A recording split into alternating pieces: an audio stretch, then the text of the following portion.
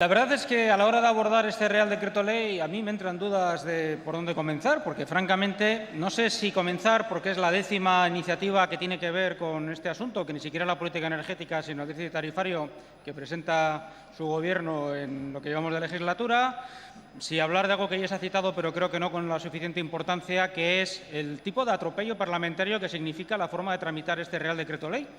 Casi vamos a empezar por ahí, porque la calidad de la política tiene mucho que ver con la calidad de los resultados. Si la política es mala, los resultados no van a ser buenos, serán malos siempre. Y estamos en un caso típico de eso. Es decir, vamos a ver, no es posible pretender hacer un Real Decreto Ley de estas características, presentarlo y que a los 3 días se debata en el Parlamento, por muy Real Decreto Ley que sea. Es que eso es ignorar una de las bases fundamentales de la democracia parlamentaria, que es la deliberación, el debate. Ya sé que a ustedes lo del debate y la deliberación, pues en fin, francamente no les interesa mucho. Pero es que no es a ustedes a los que les tiene que interesar, le interesa a la sociedad, le interesa a los ciudadanos. Ciudadanos que son los que al final van a pagar, una vez más, todo este resultado es una mala política, una mala gestión.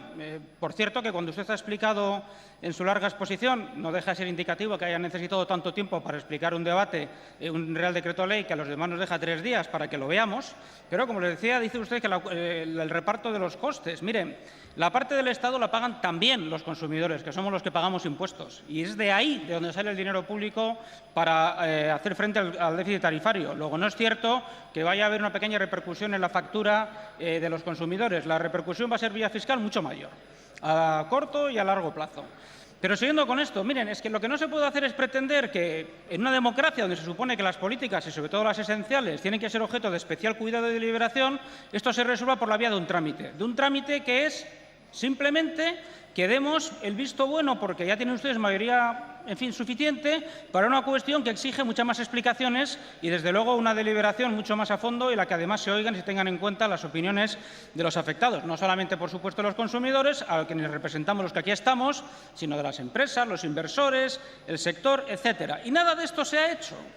Y claro, ¿por qué? ¿Por qué no se ha hecho? Mire, en mi opinión es porque, francamente, este Real Decreto Ley es, a su vez, otra apoteosis del lenguaje distraído. O sea, leer la exposición de motivos no deja de ser un verdadero placer desde el punto de vista interpretativo, de la exégesis de textos. Es que hablan ustedes todo el rato, ha sucedido, se han producido, se dieron circunstancias, han acontecido cosas, inesperadamente. ¿Cómo que inesperadamente? Vamos a ver. Es decir, ¿por qué hay déficit tarifario? Básicamente porque por una decisión política que se tomó, por cierto, no en el año 2005, como usted ha dicho, sino mucho antes, en un Gobierno que también era del Partido Popular y también donde, según tengo entendido, la opinión del señor Montoro fue clave para este asunto. Él, además, como es uno de los coautores intelectuales de este decreto, pues tendría en ese sentido mucho que explicar. Y porque después en ningún momento se rectificó una decisión que originalmente, esa sí que fue rigurosamente demagógica, que era tratar de que los consumidores pagaran menos de lo que costaba el recibo de la luz, menos de lo que eran los costes reales del sistema, precisamente por intereses políticos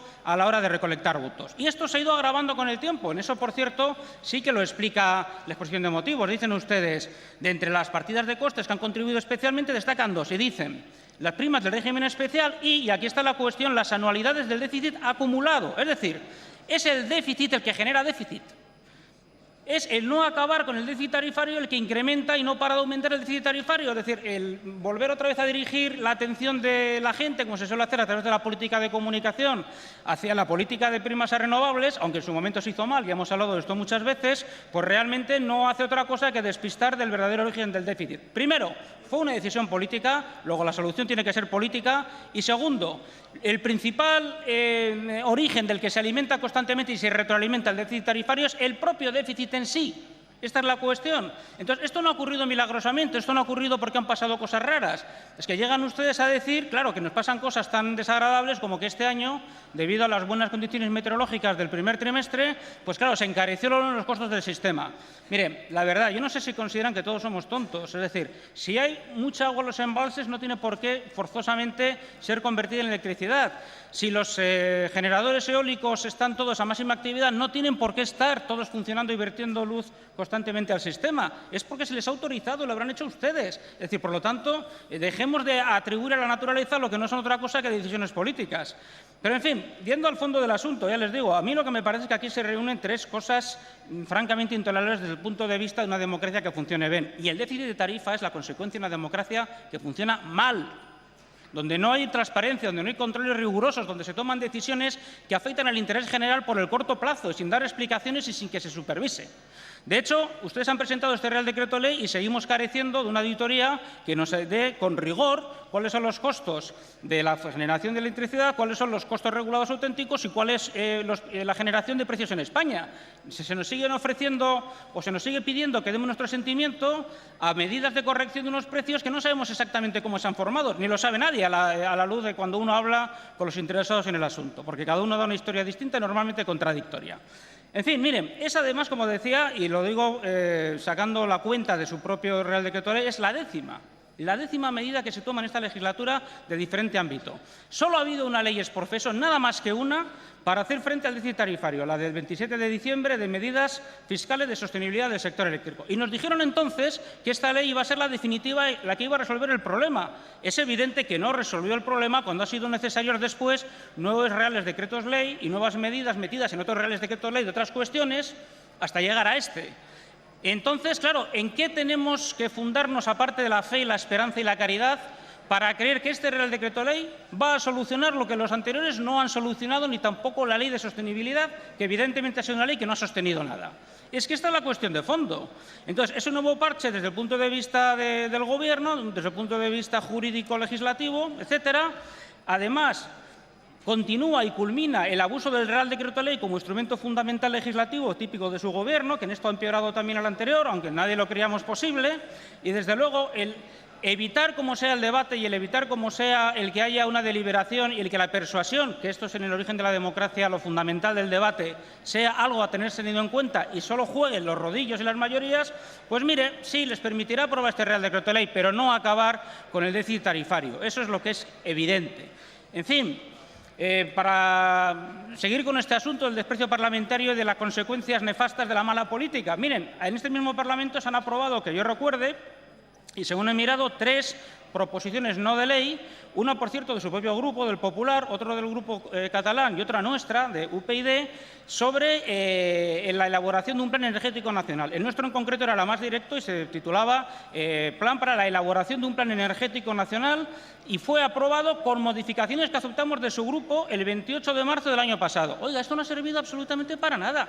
Es que de verdad, es que nos hacen perder el tiempo, pero lo que es peor, a mí eso me preocupa poco, al fin y al cabo estamos aquí porque nos han elegido para lo que tengamos que hacer.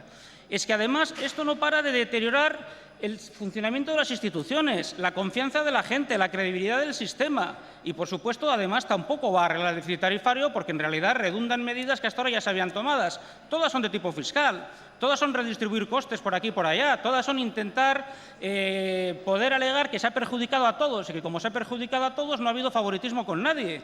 Pero como si eso fuera igual, como si fuera lo mismo, el decir, bueno, mantenemos el sistema y a ver si esta vez acertamos con el parche adecuado para que no nos reviente por las costuras.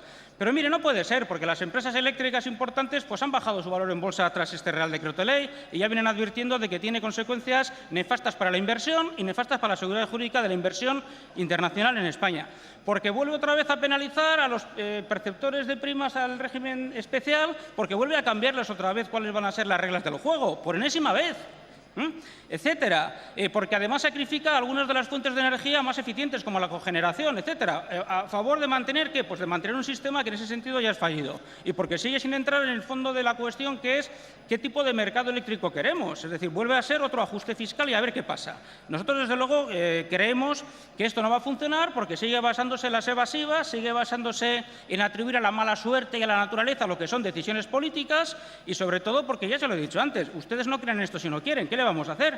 Pero las consecuencias son las que son y a la vista están. Una mala política en una mala democracia solo trae malas consecuencias, económicas, políticas, sociales y de todo tipo. Y esta es una de ellas. Cuando se comienza a no querer dar a rehuir la dación de cuentas en otras cuestiones, lo único que se consigue es que las decisiones se tomen no en el Parlamento, sino en los juzgados. Y además, que la vida de los ciudadanos y la propia estabilidad y sostenibilidad de la economía del país esté en constante peligro por decisiones políticas improvisadas, que no tienen otra finalidad que salir del apuro a medio plazo o a corto y que desde luego no nos aportan nada nuevo. Yo estoy convencido que lamentablemente a la vuelta del verano tendremos el 11 o el 12º Real Decreto Ley, que igual no es de energía, sino que aparece esta vez en un Real Decreto Ley sobre la cría de aves cánoras, que todo podría ser. Muchas gracias.